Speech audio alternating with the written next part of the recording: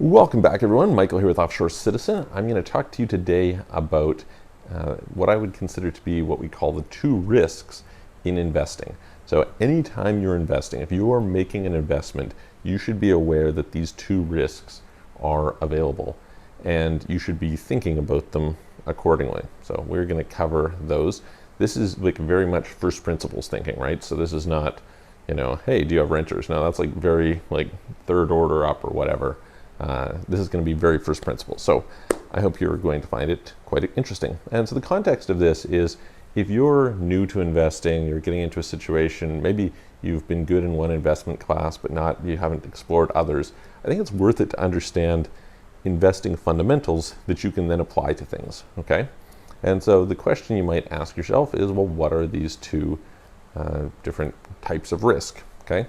And before I answer that, please hit the subscribe button, hit the notification bell, hit the like button if you like the video, and as I always ask you, if you're interested in help with any of these things of international structuring, optimization, asset protection, investing, residency, citizenships, etc., please reach out to me. You can book a call, calendly.com/Michael-Rosmer, link in the description below, or send a message to our websites, offshorecitizen.net or offshorecapitalist.com.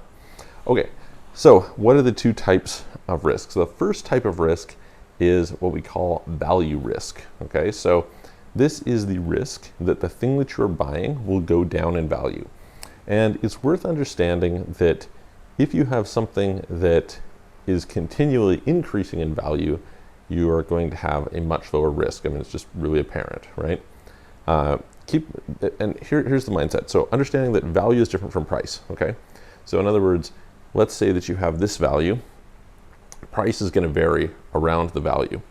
Now, if you are buying something above the proper value, because you don't necessarily, you're going to have some idea of what the value is, but not a perfect idea, right? So the risk is always that you buy for more than it's worth.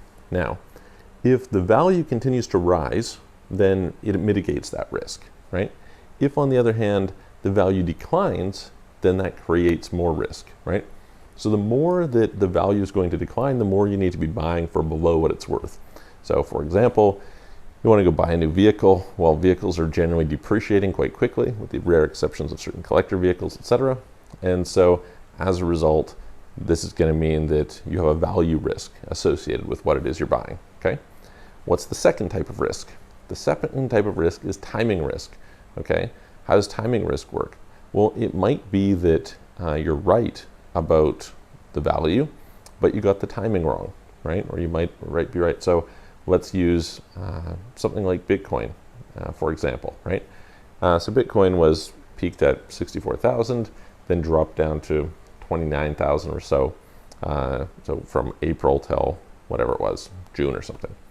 Now, if you think about it from that standpoint, you're like, okay, great, I've got this period of time. Well, if I'm wrong on the timing, I might be right on the value, but if I'm wrong on the timing, I could screw myself up, all right?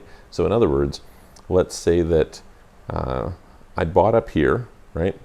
And I think that the value is going to rise to up here by the time I'm going to need to sell. Maybe I need to sell in a year, but I'm wrong on that timing. And it turns out that it doesn't rise up to there for 5 years, right? Which is totally possible. Well, then you're in a situation where maybe you have to get the money out in a year and a half or 2 years, and you never get to realize that gain. So anytime you're investing in anything, you always have value risk and you have timing risk.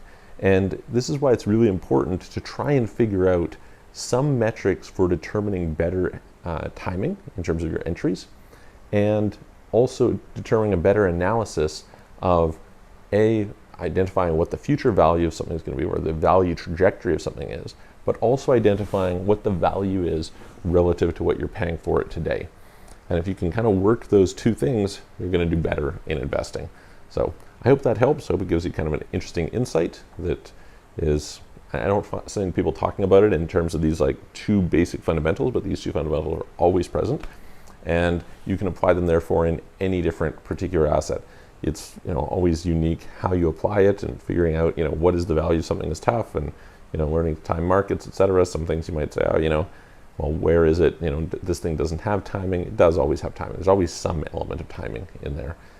even if you aren't aware of it at the time. So anyway, I hope that helps, and if you'd like any assistance, please reach out to me, hit the subscribe button, if you like the video, give it a thumbs up, share it with your friends, and I'm going to look forward to seeing you guys on the next video.